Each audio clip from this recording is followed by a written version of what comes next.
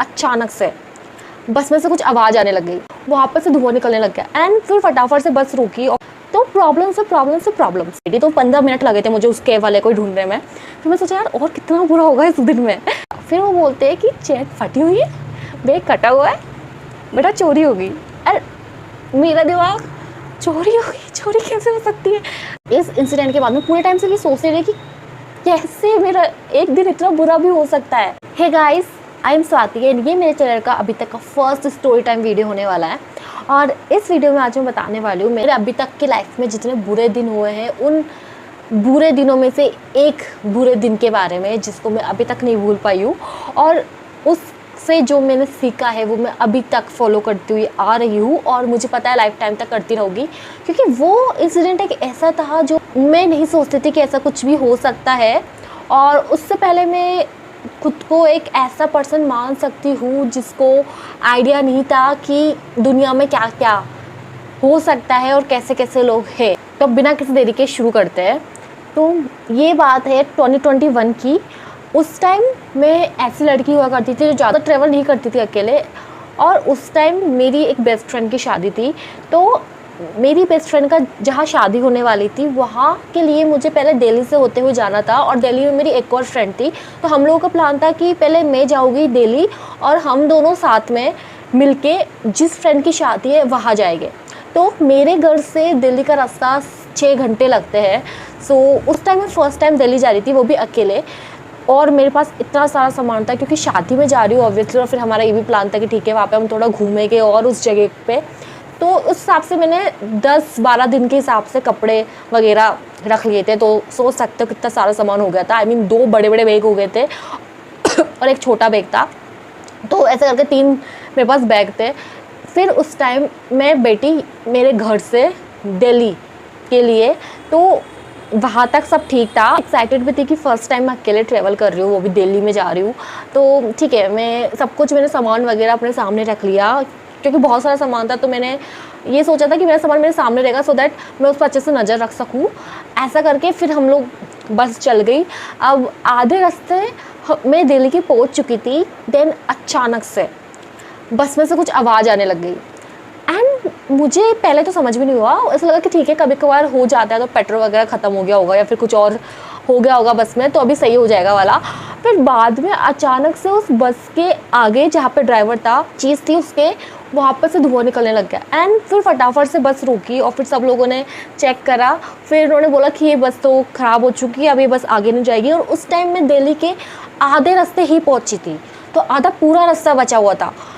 अब वो बीच में बस उन्होंने रोक दी। अब बीच में बस रुकी, फिर हम सबको बस में से खाली करवाया कि सारे पैसेंजर्स जो भी है बस में वो सब उतरो क्योंकि बस आगे नहीं जाने वाली है। अब मैं इतना डर गई, पहली बात तो ये है क्योंकि मेरे पास एक तो इतने सारे बैग, इतना सारा सामान, दूसरा अब यहाँ से कौन सी बस मिलेगी क्योंकि हम जहाँ पे रुके थे वहाँ पे से कोई बसें नहीं आ रही थी। तो ये नहीं पता कि अब मैं यहाँ से कैसे आगे जाऊँगी। नेक्स्ट क्या होता है कि वहाँ पे जब लोग बाग देखते हैं कि ऐसा बस ख़राब हो गई तो वहाँ पे आपस में लोग लड़ने लग जाते हैं। वो कंडक्टर के ऊपर ही बोलने लग जाते हैं कि ऐसा तुम कैसे बीच में उतार सकते हो वगैरह वगैरह। अब लड़ाइयाँ और चालू हो गई। तो अब मैं सोच रही थी कि अब करूँ क्या, क्योंकि मैं और कुछ तो कर ही नहीं सकती हूँ ना। और फिर वहाँ का इशू और ये भी था कि वहाँ पे नेटवर्क भी सही से नहीं आ रहा था। तो प्रॉब्लम्स। और मैं जा रही थी फर्स्ट टाइम दिल्ली। फिर वहाँ पे क्या होता है कि कुछ लोग आते हैं जो उन लोगों को शांत करवाते हैं कि इस लड़ाई वड़ाई मत करो, कोई फ़ायदा नहीं है, बस ख़राब हो गई, वो भी क्या कर सकता है पर्सन। तो अब उन्होंने डिसाइड किया कि जो बस आ रही है हाईवे से, आई मीन जो भी आ रही है जो दिल्ली की साइड जा रही है, उसमें बैठना पड़ेगा और कंडक्टर बात कर लेगा तो वो तुम्हारा टिकट नहीं लेंगे, वो लोग तुम्हें सीधे बिठा देंगे वाला। तो फिर हमारा ये था कि ठीक है बस आ रही है तो उसमें बैठ जाएंगे। फिर क्या होता है, एक बस आती है और वो बस ऑलरेडी इतनी भरी हुई थी कि कुछ भी जगह नहीं थी। और उसमें ये लोग बोलते हैं कि इस बस में बैठ जाओ क्योंकि पता नहीं है नेक्स्ट कौन सी बस आए और आए भी या नहीं आए। और अंधेरा भी होने वाला था, आई मीन शाम भी होने वाली थी। तो फिर एक ये भी था और बहुत दूर था अभी भी दिल्ली। तो फिर मैंने सोचा ठीक है इसमें बैठना पड़ेगा।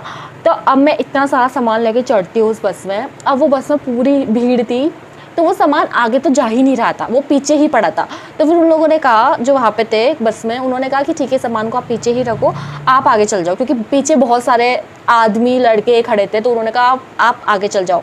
तो एक आंटी थी, उन्होंने मुझे अपने पास बुला लिया कि आप बेटा आप आगे आ जाओ, यहाँ पे बैठ जाओ, मेरे पास यहाँ पे सीट है थोड़ी सी। तो फिर मैं बैठ गई क्योंकि ऑप्शन भी नहीं था मेरे पास। अब ठीक है, अब मैं जहाँ बैठी थी वहाँ जो मेरे बैग्स थे वो मुझे नहीं दिख रहे थे क्योंकि ऑलरेडी इतना क्राउड था, और वो बैग भी मैंने पीछे के साथ रख रखे थे।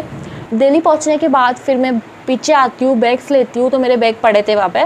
मैंने बैग उठाया, उतरी मैं बस में से। फाइनली मैंने सोचा चलो अब दिल्ली तो पहुँच गए वाला। अब मुझे जहाँ पे मैं उतरी वहाँ से मुझे मेरे फ्रेंड के घर जाना था कैब में। अब मेरी फ्रेंड कैब बुक करती है मेरे लिए। अब वो कैब ड्राइवर आता है, अब वो मुझे कॉल कर रहा है कि मैडम आप कहाँ पे हो, और मैं बस घूम रही हूँ कि कहाँ पे हूँ, क्योंकि वो जहाँ खड़ा था वो मुझे दिख ही नहीं रहा था और ऑलरेडी काफ़ी अंधेरा हो चुका था। और जहाँ मैं उतरी थी वो मैं शायद फर्स्ट टाइम उतरी थी उस बस स्टैंड पे, तो मुझे कुछ आइडिया नहीं था कि अगर कैब आती है तो किस साइड आती है। उस जगह ज़्यादा लोग बाग भी नहीं थे, आई मीन काफ़ी खाली हो चुका था वो प्लेस। तो मैं इधर उधर घूम रही, वो मुझे फ़ोन पे फ़ोन करे जा रहा, मैडम मैं इस साइड खड़ा हूँ, आप आ नहीं रहे हो, मैडम मैं यहाँ पे खड़ा हूँ, आप जल्दी आओ नहीं तो मैं चल जाऊँगा वगैरह वगैरह। अब ऐसा करते करते 15 मिनट हो गए और मैं इतना सारा सामान लेके इधर उधर घूम रही हूँ। फिर वहाँ पे एक शॉप वाले भैया थे, तो मैंने उन भैया को वो फ़ोन दे दिया मेरा कि भैया आप बात करो, उनसे पूछो कि कहाँ पर हो। तो फिर वो मुझे वो बात करते हैं उससे, फिर वो बताते हैं कि वो उस साइड खड़ा है, दूसरे साइड जहाँ पे आप हो ना उसके दूसरे साइड खड़ा है, तो आपको वहाँ पे जाना पड़ेगा। ठीक है, फिर मैं सामान लेके गई उस साइड और वहाँ पे उस कैब वाला मुझे मिला और फिर मैं बैठी। तो 15 मिनट लगे थे मुझे उस कैब वाले को ही ढूंढने में। फिर मैं सोचा यार और कितना बुरा होगा इस दिन में। मैं कैब में बैठ गई, सामान वगैरह रख लिया। अब वो कैब वाला पूरे गुस्से में और वो मुझे भड़क रहा कि मैडम आपको पता नहीं है क्या, आप यहाँ पे उतरे हो, यहाँ पे कब से मैं खड़ा हूँ, मैं तो चला जाता, बट मैंने सोचा ठीक है एक लड़की है, आपकी वजह से मैं रुक गया, सेफ्टी की वजह से वगैरह वगैरह करके। अब वो मुझे सुनाया जा रहा। अब मेरे में उतना नहीं था उस टाइम क्योंकि मेरा ऑलरेडी दिमाग ख़राब हो चुका था, तो मेरे में इतना नहीं था कि मैं उसको जवाब दे सकूँ। बट मैं सिर्फ सुन रही थी। फिर उस पर्सन ने मेरा फेस देखा होगा कि ये कुछ बोल नहीं रही है, एकदम ऐसे दुखी सी हो गई है। सच्ची और उस टाइम मेरा मन ऐसा होगा था कि बस मैं रो दूँ, बट मैं कंट्रोल करे हुए थे, मैं कुछ भी नहीं बोल रही थी। तो वो उसको लगा कि नहीं ठीक है शायद अभी नहीं आई होगी यहाँ पे, या फिर उसको जगह ज़्यादा पता नहीं होगी, तो वो मुझे अच्छे से मतलब बात करने लग गए फिर वो। और फिर वो जगह ही बताने लगे कि देखो अगर आप नेक्स्ट टाइम यहाँ से आओ ना तो यहाँ पे उतरना, यहाँ से आपको आपकी फ्रेंड का घर पास में पड़ेगा, यहाँ से ये सब करके वो मुझे काफ़ी डिटेल्स बता रहे थे, काफ़ी दिल्ली की चीज़ें बता रहे थे कि क्या क्या प्लेसेस है वगैरह वगैरह। आई मीन काफ़ी इन्फॉर्मेशन दे रहे थे। तो पर्सन काफ़ी अच्छे थे, आई मीन उन्होंने इतना वेट भी करा था और काफ़ी मतलब पूरे रास्ते भी मुझे काफ़ी ज्ञान दिया था। वो बात अलग है कि मेरे दिमाग में कुछ जो ज्ञान भरा ही नहीं था क्योंकि मैं ऑलरेडी गुस्से में थी उस टाइम और परेशान थी। तो फिर फाइनली मैं पहुंचती हूँ घर पे। अब मैं मेरे फ्रेंड के घर पे उतरती हूँ, तो फिर हम बैठते हैं, हम बातें कर रहे होते हैं। फिर मेरी फ्रेंड ऐसा कुछ बोलती है कि ठीक है सामान क्या क्या लेके आई हो दिखाओ वगैरह करके। फिर मैं बैग खोलती हूँ मेरा, अब एक बैग खोल लेती हूँ, फिर दूसरा जो बड़ा सा बैग था वो खोलती हूँ। तो उसमें मैं देखती हूँ कि मेरी जो एक बैग की साइड में जो पॉकेट होती है जिसमें चेन थी वो पूरी फटी हुई है। तो मैंने कहा फटी हुई क्यों है, मैं ऐसा बैग तो लाई नहीं थी, फटके से क्या। फिर उसमें मैं देखती हूँ कि मेरा मेकअप बॉक्स नहीं था, मेरा ज्वेलरी बॉक्स नहीं था। मैंने कहा मैं लेके आई हुई हूँ या नहीं लेकर आई हूँ। मैंने घर पे फ़ोन किया कि मुझे सामान नहीं मिल रहा है, आपने मेरी मम्मी को पूछा मैंने कि आपने रखा भी था या नहीं रखा था, एंड वो बोल रही थी मैंने रखा है तो मिल क्यों नहीं रहा है। अब मैं पक्का अभी तक मेरे दिमाग में नहीं आया था ऐसा कुछ कि कुछ हुआ है वाला। मैं सोच रही थी कि क्यों, मतलब कहा गया सामान। मैं बोल रही कि आप ज़रूर भूल गए होगे सामान रखना वगैरह वगैरह। फिर मम्मी को बताती हूँ कि मेरा बैग आपने ऐसा क्यों दिया जो ऑलरेडी कटा हुआ है, आई मीन जिसकी चेन फटी हुई है वगैरह, ऐसा क्यों दिया। फिर वो बोलते हैं कि चेन फटी हुई है, बैग कटा हुआ है, बेटा चोरी हो गई। अरे मेरा दिमाग चोरी हो गई, चोरी कैसे हो सकती है। आई मीन मेरा ध्यान ही नहीं गया वहाँ पे कि ऐसे चोरी भी हो सकती है। तब मुझे रियलाइज़ हो अच्छा ठीक है। अब उस टाइम मेरी मम्मी का मूड तो था पूरा मुझे डांटने का, बट किसी वजह से वो नहीं डांटी। बट मेरा दिमाग पूरा ख़राब हो गया कि यार मतलब सुबह से मैं वैसे ही दिमाग ख़राब हो रखा है, इतनी परेशान हो रखी हूँ, इतने सारे हादसे हो रहे हैं जो कि पहली बार हो रहे हैं। और अब फाइनली जब रात ख़त्म होने वाली है तब भी इस दिन को शांति नहीं है। तब भी मुझे एक और शॉकिंग न्यूज़ मिलती है कि मेरे पास जो सामान था वो चोरी हो गया। अब मुझे जाना था एक दिन बाद मेरी फ्रेंड के शादी में, मेकअप का ज्वेलरी का सामान ही नहीं था। अब मैं शॉपिंग कर रही हूँ नेक्स्ट डे, वही मेकअप वही ज्वेलरी जो मैं ऑलरेडी लेकर आई थी। इस इंसिडेंट के बाद में पूरे टाइम से ये सोचते रही कि कैसे मेरा एक दिन इतना बुरा भी हो सकता है।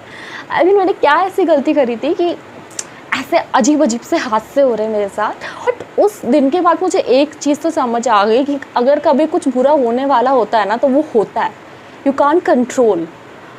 अब यहाँ पे बोल सकते हैं कि मुझे थोड़ा और केयरफुल रहना चाहिए था, बट केयरफुल रहने का ऑप्शन भी कैसे आता, क्योंकि मुझे जब जगह ही नहीं मिल रही थी तो मैं सामान कहाँ रखती।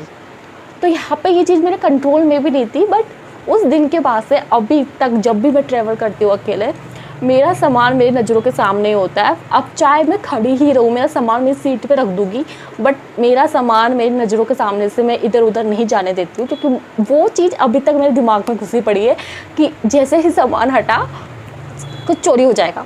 इवन अभी भी मैं जब जाती हूँ बस में तो मेरा पूरा ध्यान, अगर मेरा सामान थोड़ा पीछे भी रहता है तो मैं पीछे की तरफ बार बार देखती रहती हूँ, और जो आसपास के लोग होते हैं, जो पैसेंजर्स बस में बैठे होते हैं, वो सिर्फ मुझे देखते रहते हैं कि लड़की बार बार ऊपर क्या देख रही है। तो वो डर अभी तक मेरे दिमाग में बसा हुआ है। बट हाँ, उससे एक चीज़ ये भी सीखने को मिली कि हमें थोड़ा और ज़्यादा केयरफुल रहना चाहिए, और ठीक है, और जो होना होता है वो होता है। बट अब ये नहीं सोच सकते कि अब नेक्स्ट टाइम अकेले कभी ट्रैवल ही नहीं करना, या फिर नेक्स्ट टाइम अकेले कहीं पे जाना ही नहीं है, या फिर कोई सामान लेके नहीं जाना। अब या तो अपनी गलतियों से सीख लो और वापस रिपीट ना करो, या फिर उस गलती से डर के, या फिर जो हुआ है आपके साथ उससे डर के आप बैठ जाओ और कभी उससे मूव ऑन ही ना करो। तो मैं उस गलती से काफ़ी कुछ सीख चुकी हूँ, बट अब मैं करती हूँ ट्रैवल अकेले, बट काफ़ी ध्यान से। तो यही थी मेरी स्टोरी। अब आप मुझे कमेंट में बताओ आपको कैसा लगा मेरा ये स्टोरी टाइम वीडियो, एंड आप चाहते हो कि मैं कुछ और ऐसे स्टोरीज़ शेयर करूं? अगर हाँ तो प्लीज़ कमेंट में ज़रूर बताना, और ये भी बताओ कि कभी आपके साथ भी ऐसा कोई इंसिडेंट हुआ है जो अभी तक आप नहीं भूल पाए हो इतने टाइम के बाद भी। अगर आप इस चैनल पर फर्स्ट टाइम आए हो तो प्लीज़ सब्सक्राइब भी कर देना।